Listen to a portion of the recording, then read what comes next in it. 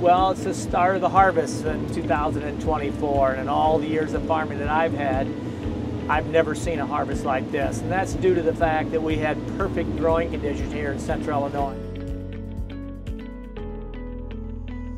This corn here that we're in this field was planted on May 13th. And since that time to today, we've had 23¼ inches, and the perfect amounts. I think the biggest rain we ever had in 1 week was right under 5 inches, like 4.85. And so when I see the potential that these hybrids exhibit today, when we do a lot of the little things right, and we get the right amount of rain, it gets really a lot of fun. And I realize there's states that have way too much rain, and there's states that have not near enough and went through some really dry periods after extremely wet spring.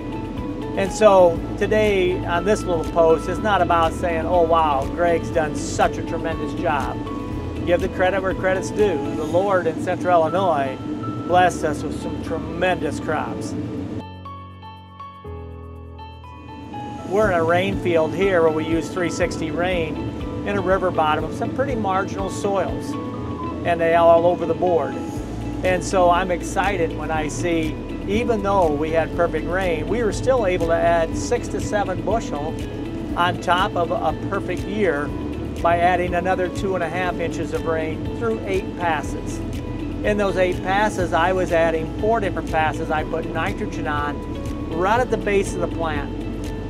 And so we did some nitrogen studies in here. The most of the field averaged 220 units of N.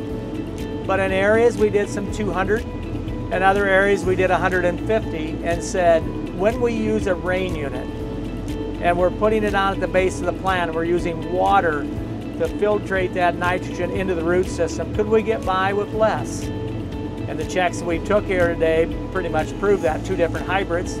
One's a Pioneer hybrid, and it actually made 302 at 150 pounds of N, and it made 301 at 200. And the other hybrid was a Whipple's number, and it's a little more hungry for nitrogen. So where we put 50 less units of N on, it made 8 bushel less. So that's something that makes sense to me, that hybrids can perform different depending upon what they need and what they are. But at the end of the day, it's exciting to me to see where these crops can perform on fields that aren't record-breaking fields, but super pleased and extremely thankful for what we've been given this year in 2024.